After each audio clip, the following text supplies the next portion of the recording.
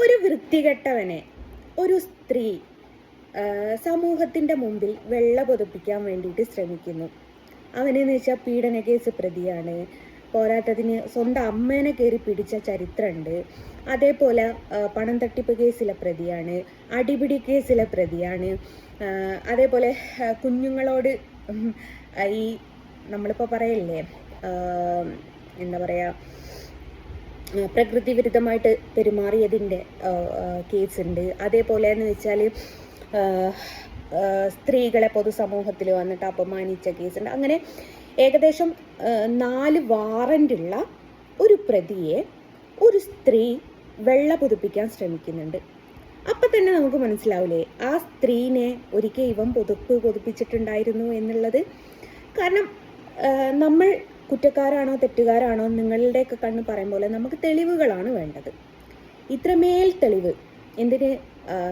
ജാമ്യം കിട്ടാത്ത വകുപ്പിൽ 4 അറസ്റ്റ് വാറണ്ട് നിലവിൽ കിടക്കുന്ന ഒരു പ്രതിയെ ഒരു സ്ത്രീ നിരന്തരം സോഷ്യൽ മീഡിയയിൽ വന്നിട്ട് വെള്ളപൂശാൻ ശ്രമിക്കാം. കാരണം ഞാൻ പറഞ്ഞല്ലോ, ആ സ്ത്രീയെ ഒരിക്കൽ അയാൾ പൊതിപ്പിച്ച് ആ ഒരൊറ്റ നന്ദിയായിരിക്കും ഒരു പക്ഷെ ആ സ്ത്രീ കാണിക്കുന്നത്. പക്ഷെ എന്നാൽ പോലും ഞാൻ ചോദിക്കുകയാണ്, ഇത്രമേൽ കേസും കൂട്ടുള്ള ഒരാൾക്ക് വേണമെങ്കിൽ വ്യാജ പരാതി കൊടുക്കാം, 2 ആൾക്ക് വേണമെങ്കിൽ വ്യാജ പരാതി കൊടുക്കാം, 4 അറസ്റ്റ് വാറൻ്റൊക്കെ വ്യാജ പരാതി ആരും കൊടുക്കൂല എന്നുള്ളത് ആ സ്ത്രീക്ക് മനസ്സിലാവാഞ്ഞിട്ടൊന്നല്ല. സ്ത്രീക്ക് മനസ്സിലാവാത്ത പോലെ നമ്മൾ പറയാറില്ലേ, നാട്ടുമ്പുറത്തൊരു പഴഞ്ചൊല്ലില്ലേ, ഉറങ്ങിക്കിടക്കുന്നവനെ ഉണർത്താൻ പറ്റൂല, അല്ല ഉറങ്ങിക്കിടക്കുന്നവനെ ഉണർത്താൻ പറ്റും, ഉറക്കം നടിക്കുന്നവനെ ഉണർത്താൻ പറ്റില്ല.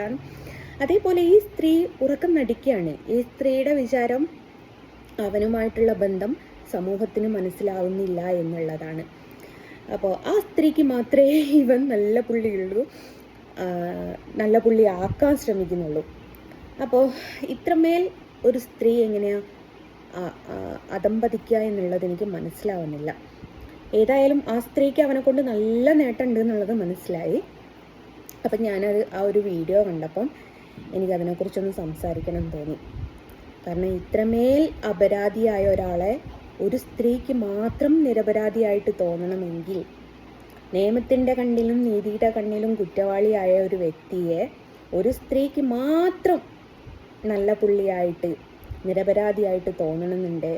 ആ സ്ത്രീയുടെ കണ്ണിന് മാത്രമല്ലേ കുഴപ്പമുള്ളൂ, നിയമത്തിനല്ലല്ലോ കുഴപ്പം. നിയമത്തിന് അത്രമേൽ തെളിവ് സഹിതമുണ്ട്, മുങ്ങി നടക്കുകയാണ്.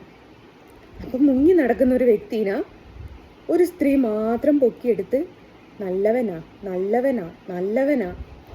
സ്ത്രീയെ നിങ്ങൾ എത്ര പ്രാവശ്യം പറയും ഒരു വ്യക്തി നല്ലവനാണെന്ന്? നിങ്ങളുടെ കണ്ണിൽ, നിങ്ങളുടെ സുഖത്തിൻ്റെ മുമ്പിൽ അവൻ ചിലപ്പോൾ നല്ലവനായിട്ട് തോന്നും, അത് നിങ്ങൾക്ക് മാത്രം. പക്ഷെ സമൂഹത്തിൻ്റെ മുമ്പിൽ അവൻ മോശമാണ് സ്ത്രീയെ. അവൻ മാത്രമല്ല, അവനെ പൊക്കി നടക്കുന്ന നിങ്ങളും പരമ മോശമാണ്. കാരണം നിങ്ങളുടെ ചരിത്രം പുറത്തറിയില്ല എന്നുള്ള നിങ്ങളുടെ ഓവർ കോൺഫിഡൻ്റ് ഉണ്ടല്ലോ, വെറുതെയാണ് സ്ത്രീയെ. നിങ്ങളുടെ കാമുകൻ ചത്തുപോയതും, കള്ളക്കാമുകൻ പേരൊന്നും ഞാൻ പറയുന്നില്ല, 3.5 വയസ്സായ കുട്ടീനെ ഉപേക്ഷിച്ച് വേറൊരു പയ്യൻ്റെ കൂടെ പോയതും, അതൊക്കെ നമ്മളൊക്കെ അറിയും സ്ത്രീയെ. പക്ഷെ നമ്മളിതൊന്നും പറയാതിരിക്കുന്നതാണ്. നിങ്ങളുടെ സകല കഥകളും, വ്യാജ ഡോക്യുമെൻ്റ് വെച്ചിട്ട് ജോലി കയറിയതും, അങ്ങനെ പിടിച്ച സകല വിവരങ്ങളും, നിങ്ങളുടെ തുണിയില്ലാത്ത വീഡിയോസ് പലരുടെ കയ്യിലുണ്ട് സ്ത്രീയെ.